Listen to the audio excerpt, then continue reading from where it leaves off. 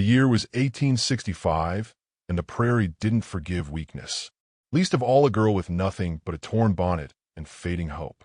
Sun hung low and cruel over the Nebraska plains, baking the tall grasses until they curled and cracked beneath the weight of heat. Dust clung to every breath, every inch of skin, and not a soul stirred except for the two on horseback and the child trudging behind them. Annaline Grace was 10 summers old, barefoot, her thin legs streaked with mud, her dress 2 sizes too small, and one sleeve gone to some thorny bush 3 days back. She had not cried when the wagon wheel split or when the mule keeled over.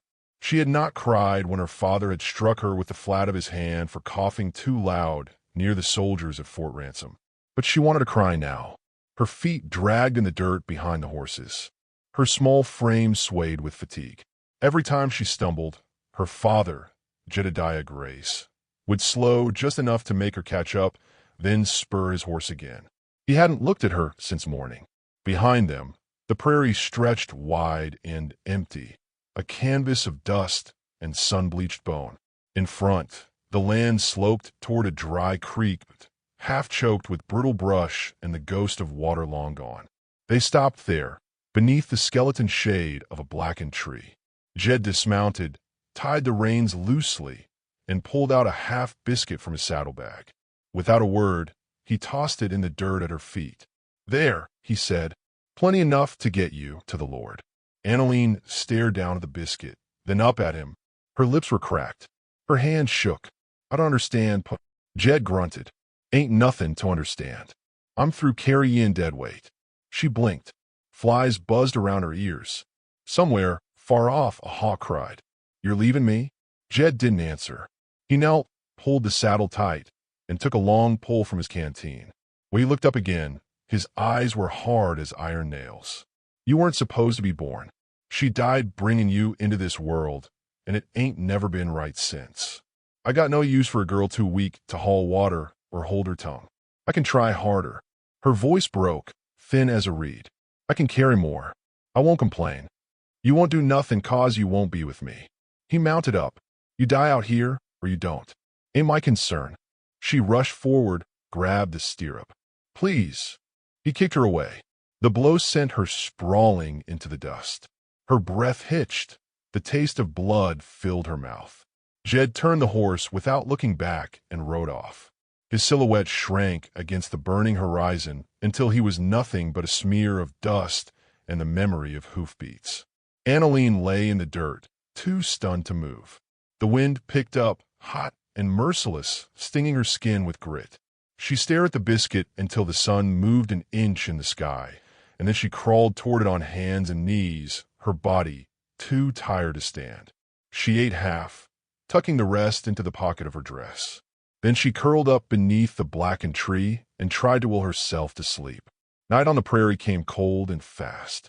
Coyotes howled from some distant ridge. The stars glared like watchful eyes. Annaline shivered beneath her thin blanket and listened to every sound with the fear of a child who understood she was truly alone. By morning, the biscuit was gone. Her stomach gnawed at itself. Her tongue felt like wool.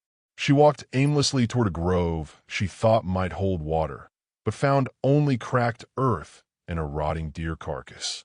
Buzzards lifted their heads and watched her pass with lazy indifference. By the second day, her legs failed her. She collapsed in a patch of thornweed and lay still, unsure if she slept or dreamed.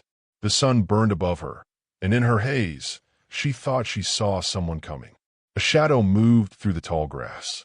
At first she thought it was her father returned, guilt gnawing his conscience. But this rider moved differently, fluid and silent, not the heavy-footed clatter of Jed Grace. The man came on a paint horse, bareback, his long black hair braided with beads and feathers. He wore no hat, only a band of leather across his brow, and his skin was dark and weathered by the sun.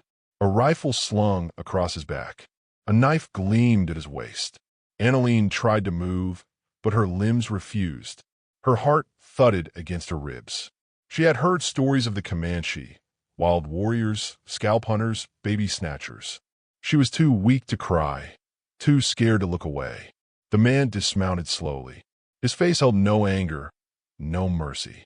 He crouched beside her, laid a calloused hand on her forehead, then reached into a pouch and drew out a skin of water. He poured a small trickle between her cracked lips. She drank greedily, coughing.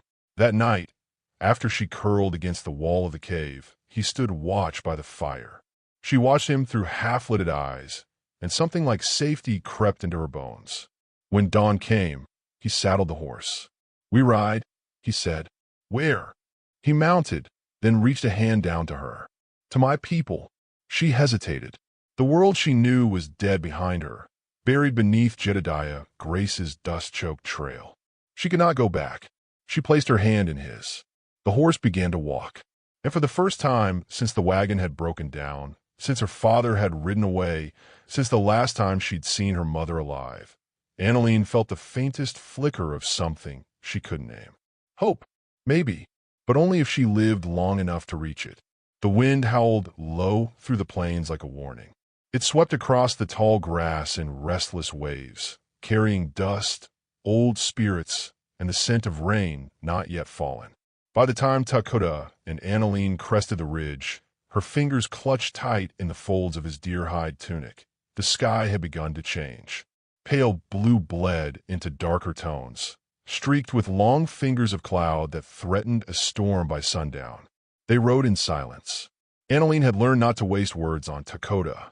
He was not cruel like Jedediah had been, but he was carved from quieter stone. He listened more than he spoke, and when he did speak, it came with a weight that made even the wind hush. She had asked once how far they were from his people. He only replied, "A few more days if the land stays kind." The land had not been kind. Their horse had begun to limp that morning, a tender spot on its foreleg that Takota had wrapped with care. But he'd looked east with a furrowed brow after, like a man measuring more than distance, maybe fate. They made camp beneath a crooked cottonwood, its branches clawing the sky like brittle fingers. Takota started a fire without flint, using only his bow drill and patience, and Annalene watched him work the way one might watch a hawk preparing for flight. Quiet awe, edged with caution. "You learn quick," he said suddenly as she handed him more dry kindling. "I ain't slow," she muttered. He didn't correct her grammar. Didn't need to. The way he looked at her made her want to speak better, stand taller. She huddled beside the fire while he dressed a rabbit caught earlier that day. Its blood soaked into the earth with a dark hiss, and she turned her head, swallowing hard. "You don't kill to kill," Takota said, sensing her discomfort. "You kill to live. You give thanks for what is taken." "Who you thank?" she asked. He glanced at the sky, the spirits, the land, the animal. "My pa said God made man to rule over beasts." Takota's lip curled, not quite a smile. "And how did your pa treat beasts? Or you?" She didn't answer. After they ate, Takota began to hum, a low, rhythmic sound that pulsed like a heartbeat. He smoothed his hand over the bone flute tucked into his belt, lifted it to his lips, and played a song that made the wind pause and the fire flicker with reverence. It wasn't a melody she knew, but it held something in it she understood. Sorrow, memory, a promise that everything lost might still be found, if one looked hard enough. Annalene curled against the rolled buffalo hide he'd given her. The doll he'd carved clutched her chest. Her eyes fluttered, sleep pulling her down like river current. But just before she drifted off, she heard him whisper something in a tongue she couldn't understand. She didn't ask what it meant. Not then. They traveled again by dawn. The storm had passed them by in the night, though lightning had danced along the southern horizon like war drums. Takota checked the horse's leg, nodded with a grunt, and helped Annalene mount before swinging up behind her. The prairie shifted that day, greener, thicker with sage and sumac. A creek trickled nearby, and small birds chirped from the underbrush. Annalene caught sight of a doe and her fawn and whispered softly not to startle them. Takota gave her a look of approval. By mid-afternoon, the sun bore down heavy. The horses' breathing grew ragged, and Takota slowed their pace, eyeing the horizon for shade. That's when the shot rang out. A sharp crack tore through the air, sending birds skyward. The horse reared in panic, nearly through. In the days that followed, she began to learn words, customs how to weave rushes into mats and grind corn with a stone. She watched other children her age run and laugh and play without fear of fists or sharp words. She didn't join them, not yet, but she watched. She helped gather herbs with the elder woman, who they called Naya. The old woman had sharp eyes but soft hands and told stories in a voice like wind rustling cottonwood leaves. One afternoon, as they worked beside a stream, Naya said, Takoda lost his wife and a daughter. Bluecoat soldiers came while he was gone hunting, burned the village, took everything. Anneline's heart sank. I didn't know. He does not speak of it, but it shows in his eyes, like storm behind the mountain. That night, Anneline sat close by the fire with her doll and asked Takoda, what was her name? Your daughter. His eyes closed slowly. Sitala. Was she like me? She was brave, he said. She liked to follow ants. She sang to birds. I ain't brave. He looked at her, really looked at her. You are still here, and that meant more than any song. The next morning, riders arrived at the edge of the canyon. White men in worn hats with cold eyes and Union coats turned gray by dust. They came under a white flag, but Takoda didn't believe in white flags. Not anymore. Anneline watched from the lodge as he spoke with them. Their leader, a thick-necked man with a jagged scar on his cheek, kept looking past Takoda toward the village children. Then he pointed directly at her. She stepped back, heart pounding. Naya stood beside her, grip like iron on her shoulder. Takoda returned minutes later, jaw tight. They're looking for a runaway settler girl. A man named Jedediah Grace reported a stolen child to the fort. I ain't stolen, she said, voice small. He left me. Said I was dead weight. Takoda nodded. I told them that. Will they take me back? His gaze didn't waver. Not if I can help it. But if they come with guns, then we show them we are not afraid. And in that moment, with the firelight dancing in his eyes and the scent of buffalo meat on the air, Anneline realized something she hadn't before. She was not lost anymore, but war was coming, and she would not face it alone. The morning sun broke over the rim of the canyon, casting long, golden fingers through the smoke that still lingered from last night's fire pits. The hush of dawn held the village in a sacred stillness, as if the earth itself was listening. But there was tension in the wind, sharp, metallic, like the edge of a blade drawn halfway from its sheath. Takoda stood at the edge of the village, watching the ridgeline. He hadn't slept. The words of the bluecoat captain still clung to him like thorns. You harboring stolen blood, warrior? We'll be back, and we'll come proper next time. You can bet your buffalo hides on that. He believed him. Behind him, the village stirred. Women carried water, children fetched kindling, and the old men murmured low around the central fire. But every eye drifted off into the canyon mouth. Every heart knew what lay ahead. Anneline awoke to the smell of smoke and sweat, and the sharp ache in her chest hadn't left her. She stepped barefoot out of the lodge, wrapped in a woven blanket, her hair loose around her shoulders. The others barely looked her way now. She had become part of them, slowly but surely. Naya handed her a strip of jerky and nodded toward Takoda. He waits for the storm. You should stand beside him. I ain't strong enough, Anneline muttered. Naya smiled without humor. The wind does not ask the tree if it's ready. It just comes.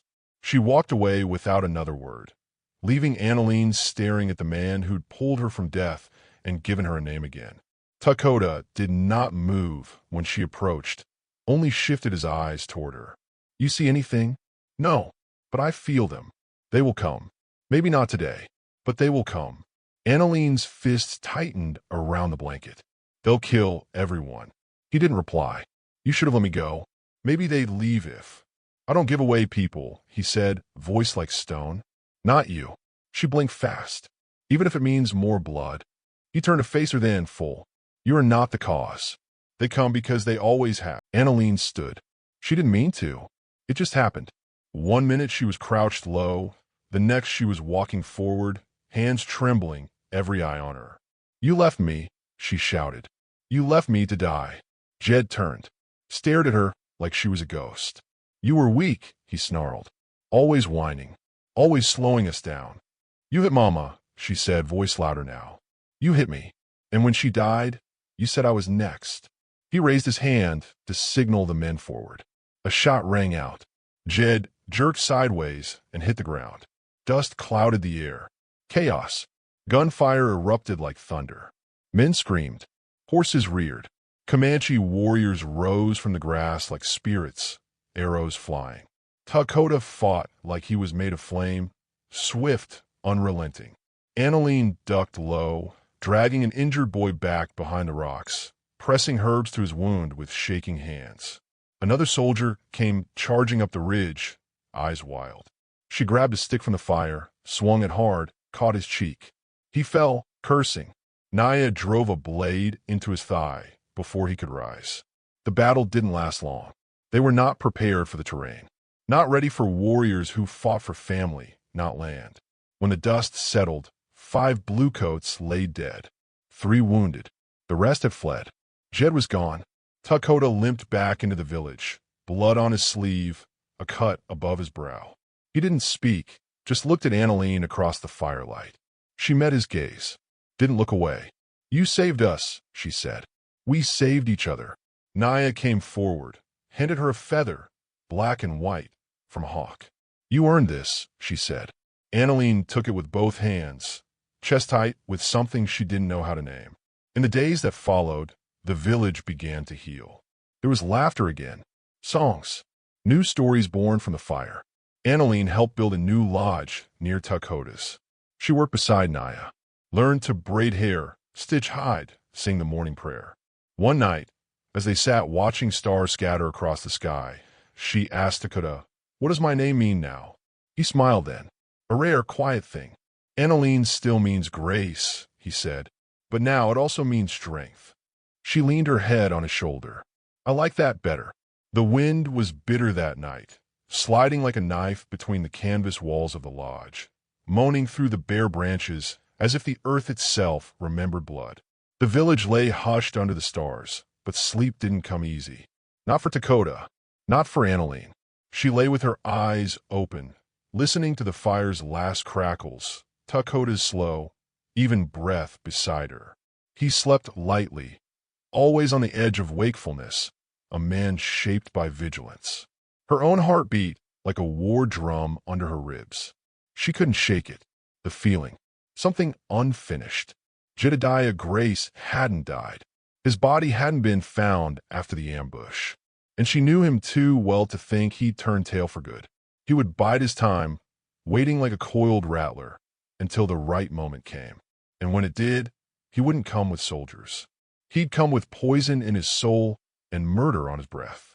She rose quietly, wrapped her shawl around her, and stepped out into the cold. The sky was thick with stars, cold and unfeeling. Coyotes yipped in the far distance, sharp as needles. Behind her, soft steps crunched the frost. "You heard me leave," she said without turning. Dakota's voice was quiet. "I always hear you." She turned to him. "He's still out there." "Jed." "I know it." He nodded once. "I feel it too. You think he'll come back?" Dakota studied the sky a long too late. She hurled a rock, striking his temple. He staggered. Dakota turned, drove his knife up under the man's ribs. Annalene ran to him, breath ragged. "You're hurt." "I'm fine," he gasped, wincing. "Jed." They both turned at once and saw him, standing atop the ridge, silhouetted by flame, revolver in hand, smoke curling from the muzzle. He had waited, just like he always did. "Thought you'd be dead by now," he drawled. "But you always did crawl back, didn't you, girl?" Annalene stepped forward. "It's over, Jed." "Oh, it ain't even begun." He raised the revolver. Dakota stepped in front of her. Jed fired. The shot cracked through the air like lightning. Dakota stumbled back, hit the dirt hard. Annalene screamed. Time froze. She dropped beside him, hands slick with blood, pressing hard, sobbing, shaking. "No, no, please." Dakota's eyes fluttered open. "Still here," he rasped. Then Jed's boots crunched close. She stood, face pale, knife in hand. Jed laughed. "You gonna stab me, girl? You ain't got it in you." She didn't answer. He stepped closer. "I made you, raised you, taught you everything." She gripped the blade tighter. "You made me afraid," she said, "but I ain't afraid no more." And then she lunged. He tried to fire, but she was faster, knife slashing across his wrist. The gun dropped. He roared, swung at her. She ducked, stabbed again, this time in the thigh. He howled, stumbling back, and Dakota rose behind him. "Don't!" Annalene shouted. Dakota froze, chest heaving. Jed looked between them, saw what he'd lost, saw what he could never own again. "I should have killed you when you were born," he spat. And then he charged. But this time, Dakota didn't hesitate. The knife found its mark. Jed Grace fell without a sound, and it was over. Dawn came slow, washing the land in pale gold. The fires were out. The wounded were tended. The dead were buried. And peace, thin and trembling, returned to the village. Annalene sat with Dakota beside the fire, his arm bound in cloth, her hands still stained red. "You saved me," he murmured. She shook her head. "We saved each other." He looked at her then, really looked. "You are not the girl I found in the canyon." "No," she said quietly. "I'm the woman who walked out of it." He reached in his pouch, pulled free a small pendant carved from bone. "It belonged to my mother," he said. "Now it belongs to you." She took it with reverence, tears shining in her eyes. They sat in silence as the village stirred awake behind them, and the wind, cold but clean, whispered through the branches. This time, it didn't carry death. It carried promise.